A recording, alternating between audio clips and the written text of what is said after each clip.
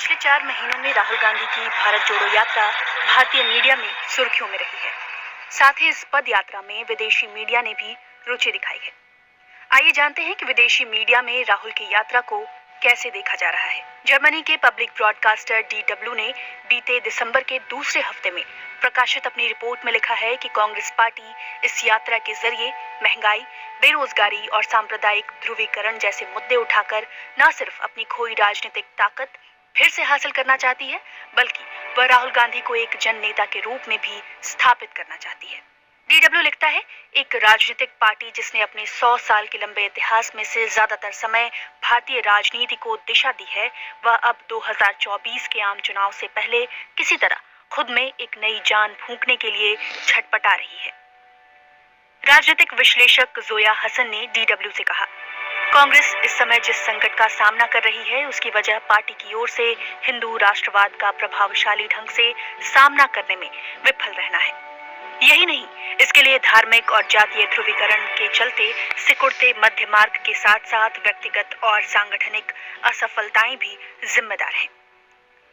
America के प्रतिष्ठित अखबार न्यूयॉर्क टाइम्स के संवाददाता समीर यासिर ने भारत जोड़ो यात्रा में चलकर आम लोगों में इसके असर को भांपने की कोशिश की है। न्यूयॉर्क टाइम्स में प्रकाशित खबर में समीर यासिर लिखते हैं, अब जब आम चुनाव होने में बस 16 महीने शेष हैं तो राहुल गांधी की यात्रा ये तय करती है कि भारत का बटा हुआ विपक्ष PM मोदी के नेतृत्व वाली BJP के युग परिभाषित करने वाली महत्वाकांक्षाओं को विराम दे पाएगा। भारत में बहुदलीय लोकतंत्र का भविष्य अधर में लटका हुआ है।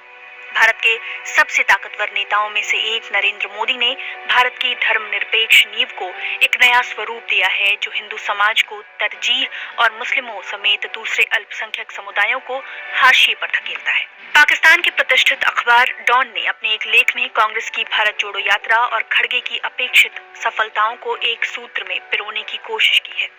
अखबार लिखता है, राहुल गांधी अपनी भारत जोड़ो यात्रा के जरिए अपनी पार्टी और देश की खराब सेहत सुधारने की कोशिश करना चाहते हैं, लेकिन 12 राज्यों से होते हुए 150 दिनों में 3570 किलोमीटर की यात्रा करना कोई चमत्कारी काम नहीं है और न ही राहुल गांधी की ओर से कैमरों की मौजूदगी के बिना समुद्र में गोते लगाने की क्षमता दिखाना। लेकिन सांप्रदायिक रूप से बटे हुए कर्नाटक में हिजाब पहने स्कूली बच्ची का हाथ थामे हुए राहुल गांधी की मुस्कुराती तस्वीर ही नेहरू और गांधीवादी भारत का विचार था।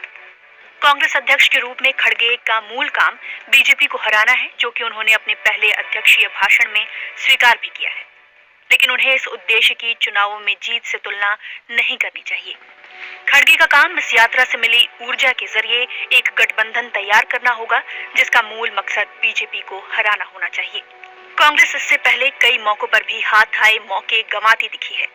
इसकी ओर से सीट शेयरिंग को लेकर दबाव विपक्षी दलों को एक साथ आने से रोकता रहा है। विपक्ष को साथ लाकर एक मजबूत चुनाव जिताऊ मंच बनाना कांग्रेस पार्टी का प्रधानमंत्री बनाने से ज्यादा अहम है। ब्रिटेन के प्रतिष्ठित अखबार द गार्डियन में लंदन स्कूल ऑफ इकोनॉमिक्स में प्रोफेसर का एक लेख छपा है। वो इस यात्रा के साथ चली थी। अखबार लिखता है, ये पूरा अभियान किसी अहिंसक सेना के विशाल सैन्य अभियान जैसा था। अलग अलग भाषाई समुदायों और पृष्ठभूमियों के लोगों को इस मार्च में शामिल होते देखना काफी दिलचस्पी भरा था। ये मिनी इंडिया का मार्च जैसा था। हमें पता था कि ये भारत मौजूद है, लेकिन इसका अनुभव कम ही होता है।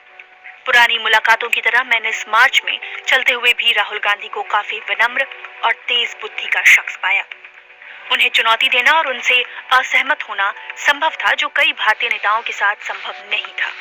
नरेंद्र मोदी के साथ ऐसा करना संभव नहीं है, क्योंकि वह तो प्रेस कॉन्फ्रेंस भी नहीं करते हैं। मोदी की सभाओं में लोगों को वैभव के दर्शन होते हैं, लेकिन इससे इतर राहुल गांधी की बढ़ी हुई दाढ़ी और आम लोगों के साथ तस्वीरें एक अच्छी राजनीतिक छवि गढ़ती